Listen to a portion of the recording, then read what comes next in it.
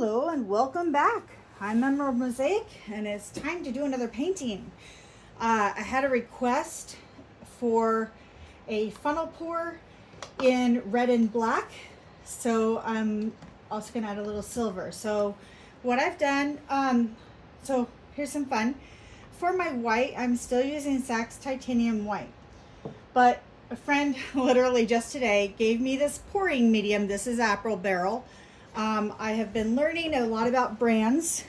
Apple Barrel is not one of the better brands, but it's my first time using a pre-mixed pouring medium. Figured I'd give it a try. I ended up using 1 part paint to 1 part pouring medium to a 1/2 part water. So I've mixed that up, and if I bring it up close, my lighting is terrible for this, really, and I'm sorry for that. If I bring it up, it does seem to be, could stand to be, if I was doing I know, it's really hard to see, and I'm sorry. I have lights in some places and not others, just the way my apartment's set up, and I'm just getting started, so who knows, maybe eventually I get better lighting. Anyway, it does, if I was doing a blower jar painting, I would probably want this to be thinner. But for my purposes for tonight, I think it'll be fine. I have been saving my back by using a stool to sit on. So I'm going to do this sitting down. We'll see how it goes. All right, so I'm going to start off by pouring a pillow of white here. Start with that. I can always add more. Spread it around a bit. I do see some lumps. The Sax Titanium White that I have is, I bought it used. So every single time I mix it, I have to pick stuff out. As I go along, as people buy my paintings, I'm able to buy more things. So, for example, I actually just bought this Liquitex Basics acrylic paint. It's this cadmium red deep hue. I discovered that in trying to make orange with it, it's a really strong color. I actually had to use, if I remember right, for 1 ounce of the red, I think I used like 6 ounces of yellow to get just a regular orange. So I wasn't expecting it to be that difficult. Yeah, I'm seeing a lot of lumps. So yeah, as I go, I'm getting better things. I have ordered Floetrol now. I had family. Part of the reason why I didn't do any videos was because I had family come in. My mom was here for a week, and then my niece came. Oh, I almost forgot to show you. I'm getting ahead of myself. Let me show you what I've been doing. So while my mom was here, I wanted to show her, like, she's watched videos, but it's not the same as in person. So I did my very first strainer pour. Oh, I'm sorry for wiggling the camera like that. So this is really cool. It's really pretty. And I was using old paint, so it's a little lumpy. And it's a little speck of black that I'm not sure where that came from, but anyways, it's really pretty colors. I used, for this part, I used a mixture of paints that I had used for the last flower pour that I did. And it looks like wood. It's just so pretty. So yeah, I love that one. And then my niece wanted to learn how to do a flower pour. She had never done painting before. So I did, with old paint, just a basic flower pour. I didn't do the napkin. This is not a reverse flower pour, just a basic flower pour. I think it turned out very pretty. Again, with that wood grain almost. And so she was trying to replicate that. And I've already wrapped her painting to send it to her, but I have, if my other phone will turn back on in a minute. I don't know why it turned off, but once my other phone turns back on, I will try to remember to show you that before I'm done here. Okay, I'm gonna a speck of something black here. That off. I'm gonna spin it just a little bit. Yeah, my niece got to spin her painting, and so she is learning to let go of perfectionism, because that's the thing she's seeing about painting, is that you really do have to let go. I wonder if that might be a little too thick, honestly, but it runs off nicely, so maybe not. Another big chunk. And get all my edges and corners wet, because paint goes where paint has been.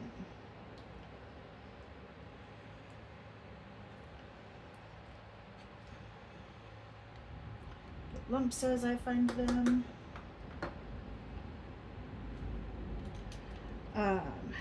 I think some of these lumps actually are not so much from the paint as they are from the pouring medium, which a friend gave it to me today, and honestly it's old. So again, as I get better and sell more paintings, then I'll be getting better products to work with, and therefore improving the quality of my paintings. So it's a really cool thing that it's just kind of, I just started this in July. Like, I'm still astonished that it's doing this well. All right, let me torch for bubbles. Whole lot of bubbles here.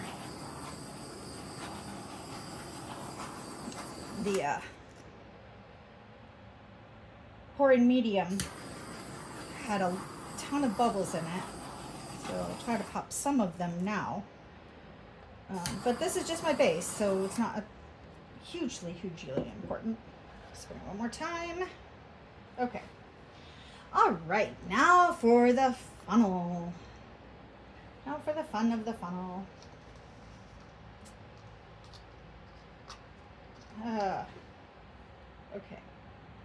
Grab a paper towel and just wipe that. Okay, that's better. No stray cat hairs. I adore my cats. They are wonderful. All right. Okay. I'm going to start with black. I think I'll do black, red, silver, until I have, I'm not going to need 7 ounces for this whole thing. I didn't actually measure this time. Well, I'm actually going to just fill it almost all the way to the top, maybe a little bit below, and see how it goes. All right, so black. I probably ought to not pour this directly over the canvas, just in case. Red. This is going to be so dramatic. I love it.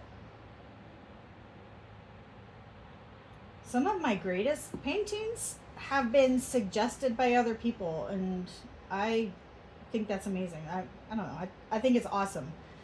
Everybody is creative, whether you think you are or not. Everybody is creative.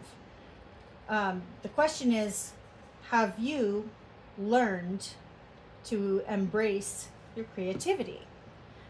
Or have you allowed other people to scare it out of you? Have you allowed other people to frighten you away from expressing your creativity? Silver. I'm noticing that I have rings of black and red, but the silver tends to stay where I've poured it. So it's falling under the layers of the black and red. That's interesting. Yeah, it's sinking to the bottom. That's probably because it's metallic. So metallic paints tend to be heavier. So that would explain that. The last of my red.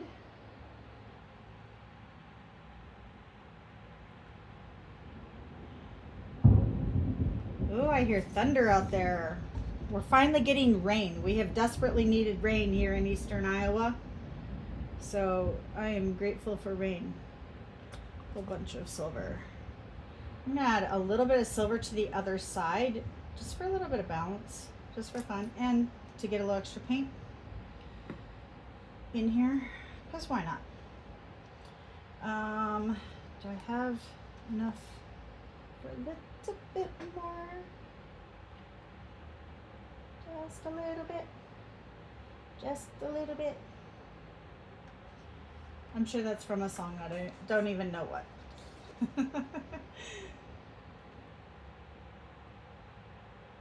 A little bit more red. Why not just a little bit? Okay, that should be about enough. I know, so this canvas is an 8 by 10. I'm gonna go ahead and grab these bubbles since they came to the surface so obligingly. Oh, wait. Oh, that's silver that splashed. Oh well, it's fine. But yeah, what was I about to say? This canvas is an 8 by 10. So to find out how much paint you need, you take the square inches, so 8 times 10 is 80, and divide by 25. In this case, that happens to be, if I remember right, like 3.2 or 4.2, something like that. So this is, I know, close enough because I measured in each of these right about 2 ounces. So that should be 4 ounces plus at least an ounce of silver. All right, let's get it onto my canvas. And plop, plop, plop. Oh, that's pretty. Oh my goodness, that's pretty. Ooh, there we go. Middle is gonna look really cute, swirly. Oh, wow, that is gorgeous. Let me give that a minute. I see a lot of cells starting to pop up. This is so pretty. Bring it up there a little bit. I'll just turn it. It's already starting to spill off one edge, so I'm gonna tilt it just a little bit. Get it towards the other edge a little bit. Oh, this is starting to look gorgeous. All right. Let me spin it a little bit. Oh, this is so pretty. Ooh, look at that. Oh, yeah. Yes. So I forgot to mention that this silver had coconut oil in it. That is why I'm getting these cells. That's why it's separating out. So I'm going to go ahead and, oh, I don't want to tilt it. No, I'm going to spin it again. I don't want to tilt it and ruin what I'm seeing. I just want to get it to spread out. Okay, I might have to tilt it a little bit for it to cover that corner. Oh, this is so pretty. Over here a little bit. I don't want to ruin it.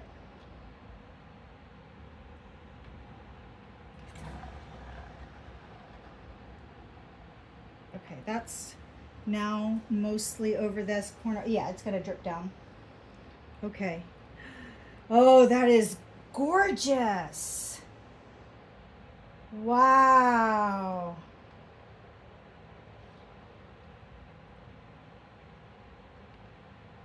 Oh, yeah. Beautiful, beautiful cells. A lot of lacing, really pretty lacing here. Oh, I love this. My neighbor who requested this, she might have been thinking a lot more dramatic red, and I don't know, it almost looks like tree rings.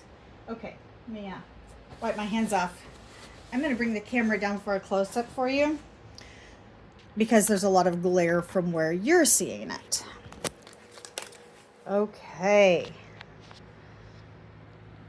Ironically, the camera is picking up a whole lot more red than I can see. But this is just really pretty. Look at all that lacing. Look at that. That's so pretty. Yeah. Right there. Yeah. That is just so pretty. Yeah. This is beautiful. All right. Yay. Let me put the camera back on the little stand here. Okay. Now, let me quick see if I can pull up. Nope, it died. My other phone is an old phone that I just kind of keep handy. And yeah, it was at 0%. Okay. So I might need to give it a minute and see if I can show it. Or I might just have to show you next time the painting that my niece did.